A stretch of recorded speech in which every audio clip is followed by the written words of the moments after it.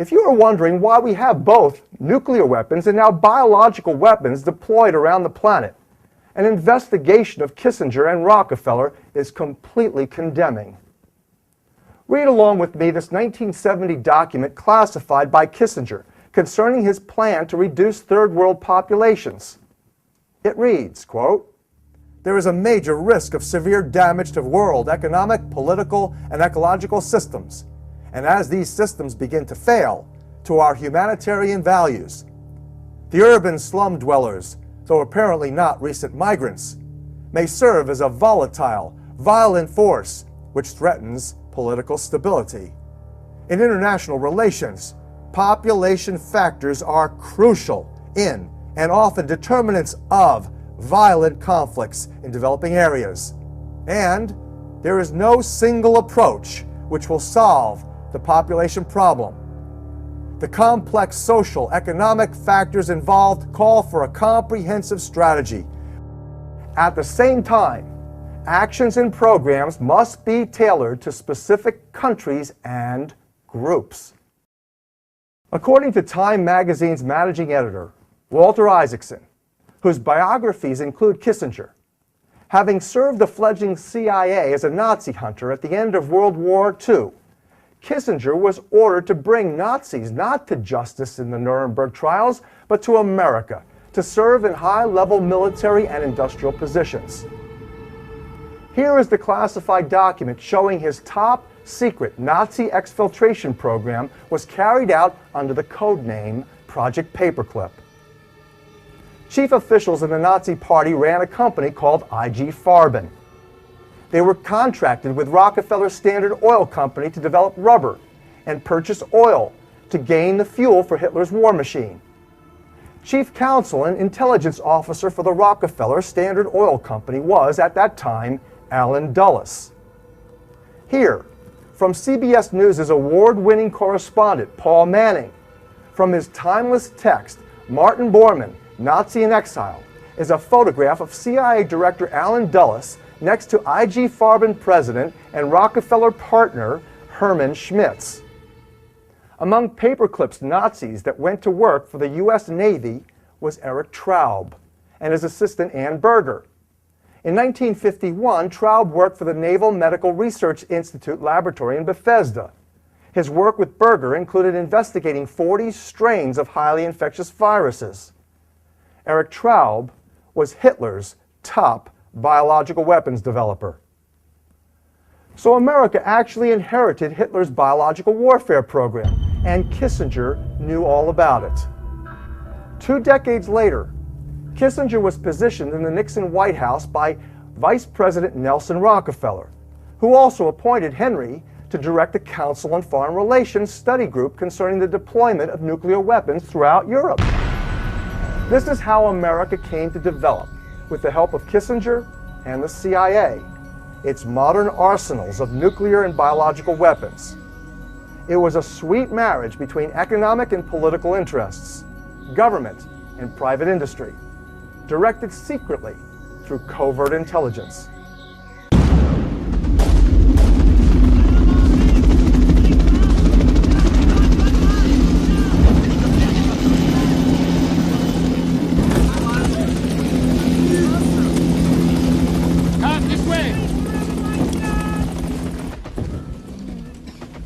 Men wounded in battle we can deal with. But this strange disease.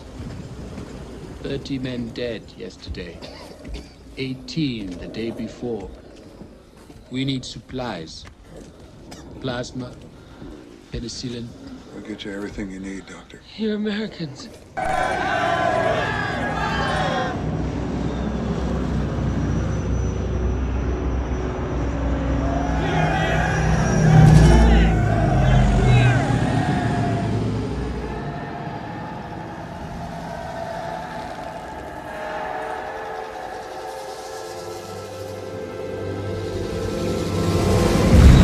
Now there's one other official policy to consider as we begin this critical analysis of the United States government's featured program, History of Bioterrorism. A most important policy transition occurred over the past few decades that few people know about and is central to this examination of the government's true history of bioterrorism, disregarded, even censored by officials. Just 2 decades after the report from Iron Mountain was released and its policies enacted, a policy transition known as the Revolution in Military Affairs occurred. This transition is formally credited to the United States Army's War College that issued a report on this revolution in 1994. But many of its strategies for population control began years earlier, as you can see in this publication for the 1960s. How important is this revolution?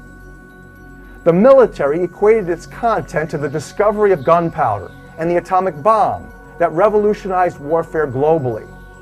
This new type of military action emphasizes warfare, mistakenly called non-lethal. The weapons deployed in this revolution, like cancer viruses, are deadly, but they kill slowly and most expensively through medical management. This is morphine for the pain. This is for the nausea that I'm going to have. The constant battle with disease and pain has also left Jim struggling with depression. God, I hate that stuff.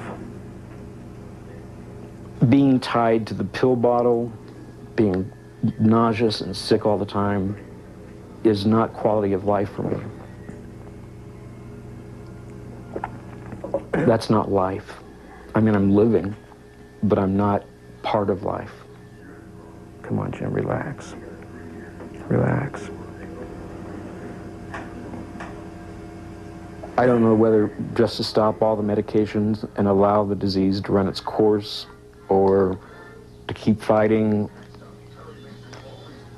My dreams lately have been reliving my life. Every time they tell me that I'm near the end, I do that.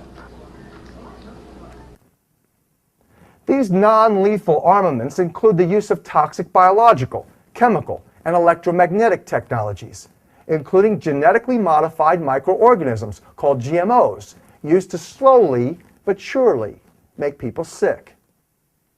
Here is where the use of the media, and especially Hollywood, comes in. Critical for the success of these weapons of mass destruction and these secret military operations is what's called command and control warfare, abbreviated C2W.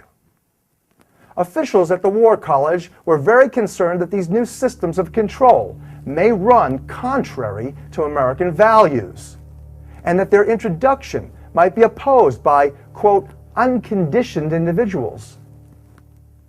So the media has been used to change American values and condition everyone to accept new wars and methods of conducting war. Infusion of psychiatric teachings into American government, academic institutions, schools, and companies. Applied propaganda methods intensively. A specialized part of this revolution in military affairs involved chemical as well as biological weapons. This warfare provides a key for criminal cover, which is called plausible deniability. Experts say the CIA uses this all the time to get away with assassinations and other crimes. Worst of all, no effective cures can be found while the scientific community debates for decades about what is actually causing the many contemporary sicknesses and diseases experts increasingly say are related to this 1-2 punch, chemical biological intoxication.